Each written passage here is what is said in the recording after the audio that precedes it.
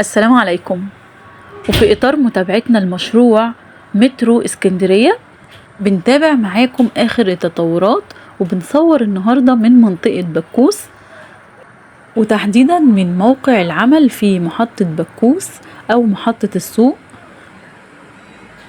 وبنلاحظ انتشار المعدات والمهندسين والعمال في كل حتة في المحطة أو في مكان المحطة.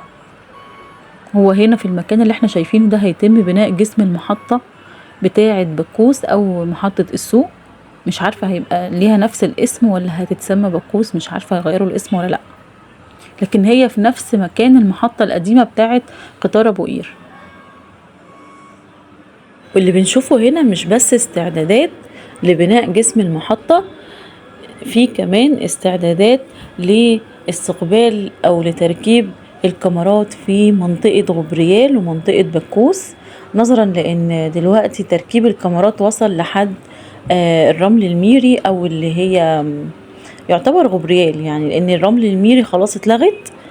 حاليا بقى محطة غبريال داخلة عليها الكاميرات او تركيب الكاميرات، فخلاص الدور الجاي بقى على محطة بكوس.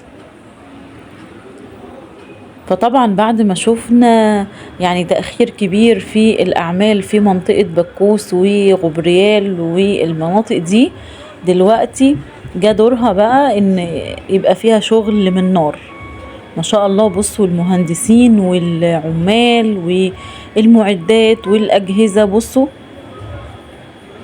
شغالين ما شاء الله على قدم وساق.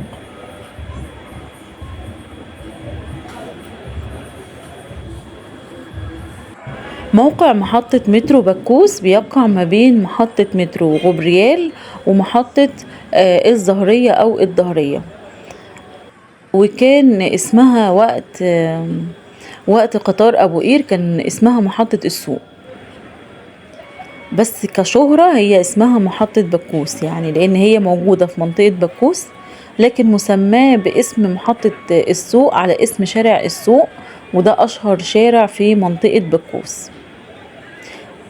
واللي بيقطع برضو المحطة او بيقطع شريط القطر قبلي وبحري، وصورنا فيه قبل كده كذا مرة، او صورنا هنا في موقع محطة مترو بكوس كذا مرة.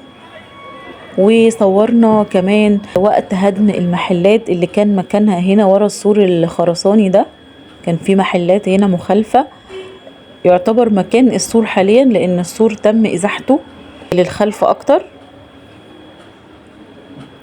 صورنا كذا مرة في محطة بكوس هنا.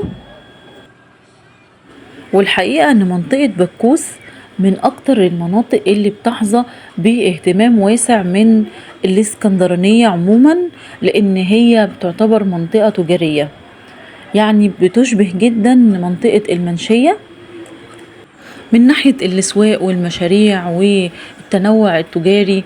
يعني اشهر سوق سمك هتلاقيه هنا في بكوس، واي حد عايز يشتري سمك بيجي هنا بكوس. واشهر محلات ملابس موجودة في بكوس، محلات جملة اكتر، محلات بكوس بتبقى جملة اكتر، وده طبعا كان بيخلي الناس بتجيلها من كل مكان في اسكندرية. فكان استخدام القطار او محطة قطار بكوس كان عليه كثافة كبيرة جدا. وطبعا هنشوف ده بعد اتمام ان شاء الله مشروع المترو، فبتظل من اهم محطات مترو اسكندرية ومن اكتر المحطات اللي بتحظى باهتمام واسع وترقب من كل الاسكندرانية.